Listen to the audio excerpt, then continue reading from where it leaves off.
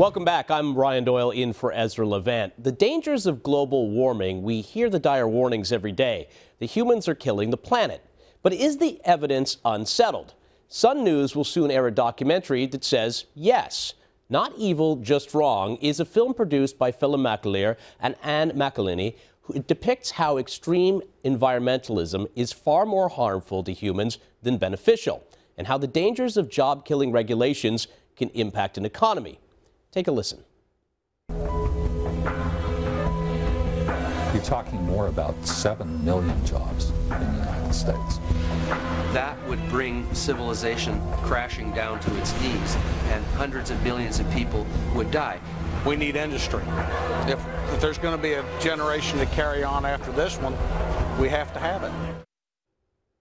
So what's the true cost of the global warming hysteria? Documentary filmmaker Phelim McAleer joins us with more from Los Angeles. Let's talk about the rhetoric for a second, Phelim. I mean, where does it all come from? Well, there are many sources, of this hysteria.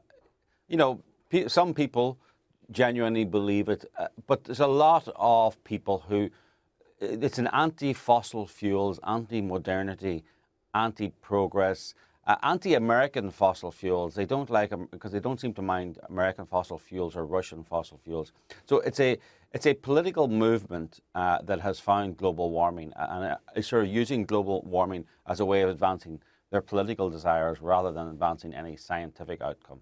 And what you point out in your film is that this can actually have a very serious impact on jobs and the economy that I don't think a lot of people realize.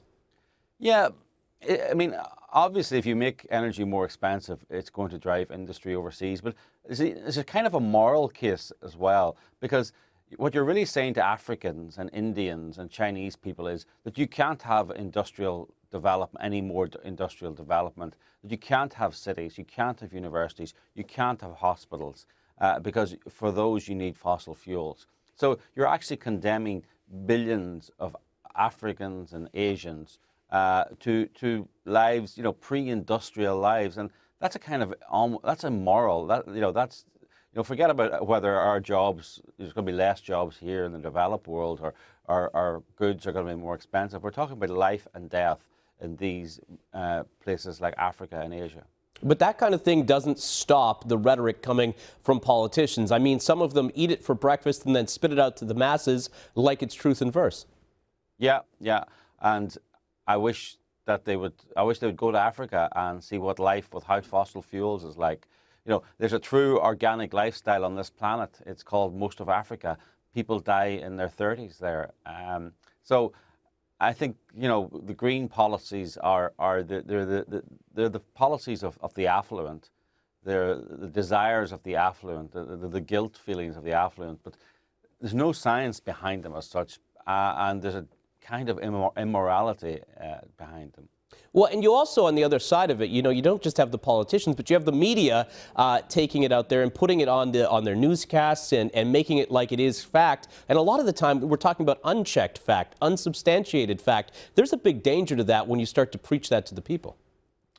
Well, the great thing about the internet now is you can actually go back to the New York Times, 1882 and 1932, and all these other newspapers, and you'll see that they've been predicting the next ice age, the next global warming, the next ice age, the next global warming, every 30 years or so. And you'll see that in the documentary. We actually get the headlines of the newspapers.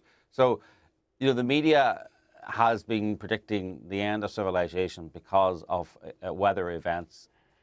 Yeah, and for as long as the media has existed. And it wasn't true then, and it isn't true now. Look, let's say the temperature does increase a couple of degrees in the next 100 years. There are very hot places on the planet, Singapore, Hong Kong. They're very wealthy.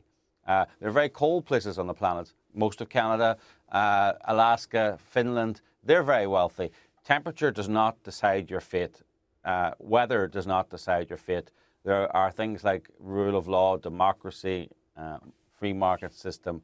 That decides your fate, and people need to realize that a couple of degrees, if it's true, which I don't believe it is true, that a couple of degrees will not bring about the destruction of mankind. You also, you debunk a lot of the myths out there that have been perpetrated by the media and by politicians. The hockey stick model, the 2 years in most recent times that, a lot of people have said have been the hottest on the planet in the last couple of decades. But that's not true. That's simply just a falsehood. Yeah, that's not true. I mean, the 1930s were the most, was the hottest decade on the planet. NASA actually made a mistake, and they admitted that. And, we had a dust bowl in the United States because it was really hot and dry. I mean, I probably shouldn't say too much about the hockey stick because, like your fellow Canadian, Mark Stein, I might end up in DC court and being sued by Professor Michael Mann, who's very sensitive about his hockey stick. But the hockey stick is just, it's almost a joke. I mean, the idea that this was flat temperature and it suddenly went up this century. I mean, up until a few years ago, there was a thing called the medieval warming period that everyone agreed happened. There was the mini ice age that everyone agreed happened, and there was all this evidence to show it did happen. While I have you here, let me ask you very quickly. I know you're working on another project. You'll see the movie we're talking about on the Sun News Network. But tell me about the other project you're working on very quickly. Well, we're working on the Gosnell movie, which is a movie about America's biggest serial killer, who was an abortion doctor from Philadelphia. He's now serving a life in prison. We've crowdfunded for the film through gosnellmovie.com. We raised $2.2 million, record-breaking crowdfunding. 27,000 people give money. This story wasn't covered by the media. The media decided to do a news blackout of one of the biggest serial killers in American history. So we've decided, well, that's not good enough. We need to bring this guy's life and crimes to a wider audience. So that's what we're doing. And funny enough, we've just reopened the crowdfunding campaign. Indiegogo have allowed us to do that. So anyone who wants to find out more and maybe contribute, just go to gosnellmovie.com. Yeah, it's great work you're doing, and we appreciate you taking the time this morning. Oh, thank you. Thank you. It's a pleasure.